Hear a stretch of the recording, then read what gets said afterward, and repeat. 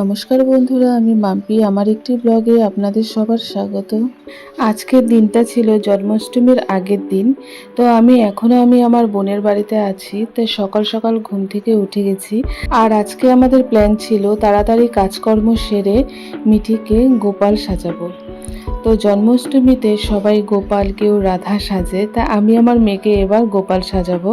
কারণ রাধা সাজার জন্য সারা জীবন পড়ে আছে। এই সময়টা বাচ্চাদের এত কিউট লাগে, আর শুধু আমার বাচ্চা বলে বলছি না, সবার বাচ্চাই ওদের ঠিক গোপাল ঠাকুরের মতনই লাগে, ছেলে হোক কিংবা মেয়ে হোক। তাই আমি মিঠিকে এবার গোপাল সাজাবো। তো সকাল সকাল মিঠি ঘুম থেকে উঠে পড়েছে। প্রথমে আমি ওর ব্রেকফাস্ট নিয়ে এসেছি। সকাল সকাল আমার প্রথম কাজই হলো মিঠিকে ঘুম থেকে তুলে ওর মুখ, হাত সব পরিষ্কার করে দেওয়া। তো আমাকে নার্সিংহোম থেকে শিখিয়ে দিয়েছিল যে গরম জলে তুলো ভিজিয়ে তারপর মুখের ভেতর, নাক, হাত পা সব পরিষ্কার করা। আর ওরও জানা হয়ে গেছে যে মা এখন আমার মুখের ভেতরটা পরিষ্কার করবে, এর জন্য আগেই করে থাকে কতক্ষণে মা পরিষ্কার করবে। যাই হোক, তারপর আমি ওকে পরিষ্কার কাপড়ের টুকরো ভিজিয়ে, গরম জলে ভিজিয়ে ওর মুখ, হাত পা সব কিছু ভালোভাবে মুছিয়ে দিই। এমনিতেই প্রচণ্ড গরম পড়েছে, তাই 1-2 ঘন্টা পর পর না মুছিয়ে দিলে চলছেই না। এরপর মিঠিকে আমি জল খাইয়ে দিই। জল খাওয়ানোর 5-10 মিনিট পরে ওকে খাবারটা খাইয়ে দিব। মিঠিকে সকালবেলা আমি আপেল সেদ্ধ কিংবা কলা ভালো করে ম্যাশ করে সুজির সঙ্গে মিশিয়ে তার মধ্যে খেজুর আর ফর্মুলা মিল্ক দিয়ে খাইয়ে দিই। আর এই বাচ্চাদের এই গরমের মধ্যে ফটো তোলা কী যে ঝামেলা, সেটা যারা তোলে একমাত্র তারাই বুঝতে পারে। এরপর মিঠির খাওয়া হয়ে গেলে ওকে ভালো করে পরিষ্কার করে জামাটা চেঞ্জ করে দেব। মাও সকালবেলা ঘুম থেকে উঠে রান্না শুরু করে দিয়েছে। আজকে রান্না মা করবে। তো আমরাও তাড়াতাড়ি ওদের 2 বোনকে স্নান টান করে ঘুম পাড়িয়ে নেব, যাতে ওদের মুডটাও ফ্রেশ থাকে। ফ্রেশ মুডে ফটো তুললে ফটোও ভালো ওঠে। তো মিঠির সাজুগুজু, খাওয়া দাওয়া সব কমপ্লিট। এখনও ওর দিভাইয়ের সঙ্গে কিছুক্ষণ খেলা করবে, তারপর ওকে স্নান করিয়ে দেব। মাম্মা মাম্মা রাই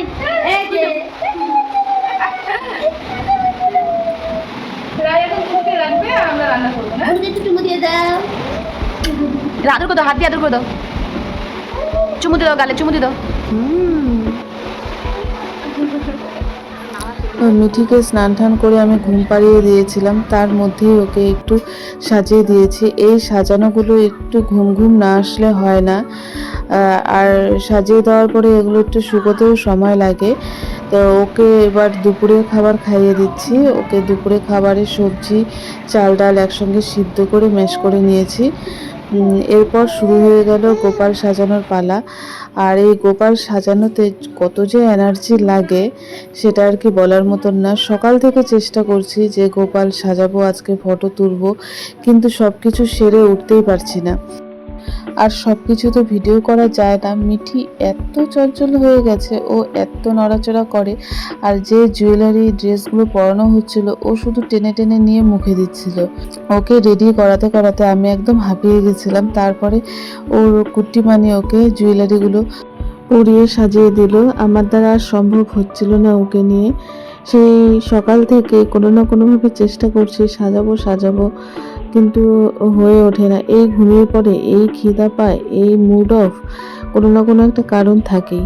আর কিছু মায়েদের শখ থাকে, কিছু বললে ভুল হবে, এখনকার বেশিরভাগ মায়েদেরই ইচ্ছে থাকে যে বাচ্চার প্রতিটা মুহূর্ত ক্যামেরাবন্দি করে রাখবে।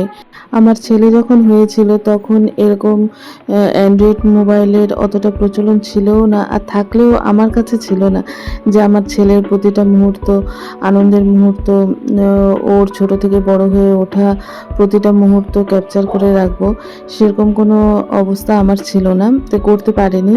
কিন্তু মিঠির সময় যেহেতু আছে, তাই আমিও চাই যে ওর প্রতিটা মুহূর্ত, প্রতিটা সময়, আনন্দের সময় ক্যামেরাবন্দি করে রাখবো। কিন্তু হয়ে ওঠে না, সংসারের কাজ, 2টো বাচ্চা সামলে সময় করে উঠতে পারি না। তো যাই হোক, আমাদের গোপাল রেডি হয়ে গেছে, এখন ফটো তোলার জন্য প্রস্তুত। তা ফটোগুলো ওর মানিয়ে তুলছিল, ওর মানি ফটো খুব সুন্দর তোলে। আর আমার মেয়ে এমনি সময় হাসবে, খেলবে, কিন্তু ফটো তোলার সময় যখনই তার সামনে ক্যামেরা নিয়ে আসা হয় তখনই তার মুখ ভার হয়ে যায়। কয়েকটা ফটো তোলার পরেই ক্লান্ত হয়ে শুয়ে পড়েছে। এভাবে কি ফটো তোলা যায় বলুন? যাই হোক, এরপরে একটু ব্রেক নিয়ে আবার ফটো তোলা হলো। বেশি না, কয়েকটা ফটো তোলা হয়েছে এত পরিশ্রমের পরে। যাই হোক, এগুলোই আমার স্মৃতি হয়ে থাকবে। এই ফটো তুলতে তুলতে গোপালের সাথে আমরা তিনজনও ভীষণ ক্লান্ত হয়ে গেছি। তো বন্ধুরা, আজকের মতন এই পর্যন্তই। আমার ব্লগ আপনাদের কেমন লাগে সেটা জানাবেন। আর ভালো যদি লাগে আমার চ্যানেলটি সাবস্ক্রাইব করে পাশে বেল আইকন অল ক্লিক করে দেবেন। আর বন্ধুরা, যারা যারা আমার ভিডিওগুলো দেখেন তাদেরকে অসংখ্য ধন্যবাদ। আর যারা না দেখেন তাদেরকে অনুরোধ করব আমার ভিডিওগুলো দেখার জন্য। আমি যেহেতু ইউটিউবে নতুন, তো আজকে রাখছি।